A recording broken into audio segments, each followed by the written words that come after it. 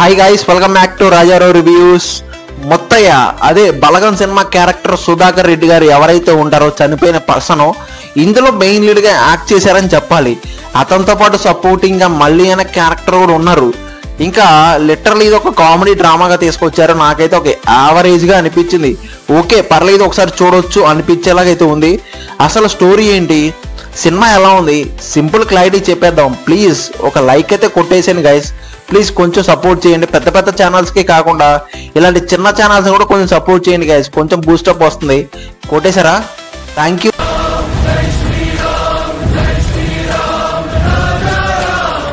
Spoilers లేకుండా story ఏంటంటే, మొత్తయ్య అతనికి ఒక విలేజ్ లో 1 ఎకర్ ల్యాండ్ ఉంటుంది, సినిమాల పిచ్ ఉంటుంది.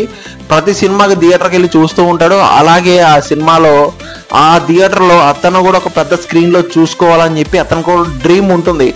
చివరికి ఆ డ్రీమ్ నెరవేర్చుకోవడం కోసం ఎన్ని కష్టాలు పడతాడు, ఎన్ని అవమానాలు పడతాడు, ఎంత ఎమోషన్స్ అవుతాయి, ఎంత డ్రామాగా నడుస్తూ ఉంటుంది, ఎంత కామెడీ అయిపోతూ ఉంటుంది అతని లైఫ్. అసలు ఏంటి, అసలు చివరికి ఏం జరిగింది అనేది స్టోరీ.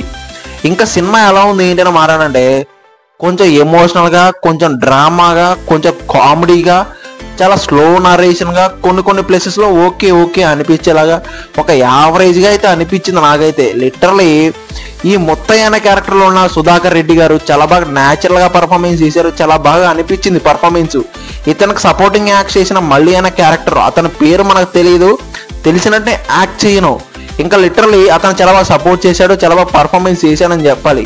డైరెక్టర్ ఈ సినిమాని చాలా న్యాచురల్గా, చాలా డీసెంట్గా ప్రజెంట్ చేశాడు, ఒక మెసేజ్ ఓరియంటెడ్గా. అంత పెద్ద ఏజ్ ఉన్న పర్సన్ కూడా సినిమాల్లోకి వచ్చి అతని డ్రీమ్ నెరవేర్చుకుంటారా లేదా అనేది ఒక చిన్న స్టోరీయే, బట్ బాగానే ప్రెజెంట్ చేశారు. ఒక యావరేజ్గా అయితే అనిపించింది. సినిమాటోగ్రఫీ, విలేజ్ బ్యాక్డ్రాప్ని చాలా బాగా కవర్ చేశారు. ఓకే పర్లేదు, ప్లెజెంట్గా ఉందని చెప్పాలి. మ్యూజిక్ కూడా చాలా సైలెంట్గా, కొంచెం ఓకే పర్లేదు అనిపించింది. ఇంకా ఓవరాల్గా ఎడిటింగ్ అంతా ఓకే ఓకే యావరేజ్గా అనిపించింది. లిటరలీ కొంచెం నెగిటివ్స్ మారారంటే ఈ సినిమాకి కొంచెం స్లో నరేషన్, ప్రెడిక్టబుల్గా, కొంచెం డ్రాగ్ అయిన ఫీలింగ్ ఉంటుంది. ఓకే ఓకే యావరేజ్గా అనిపించింది నాకైతే ఓవరాల్గా. ఫైనల్ వరకు ఓవరాల్గా ఒక comedy drama with emotional with ఒక ఏజ్ వచ్చిన తర్వాత కూడా తన డ్రీమ్స్ నెరవేర్చుకోవచ్చా లేదా అనేది ఒక మెసేజ్గా తీసుకొచ్చారు.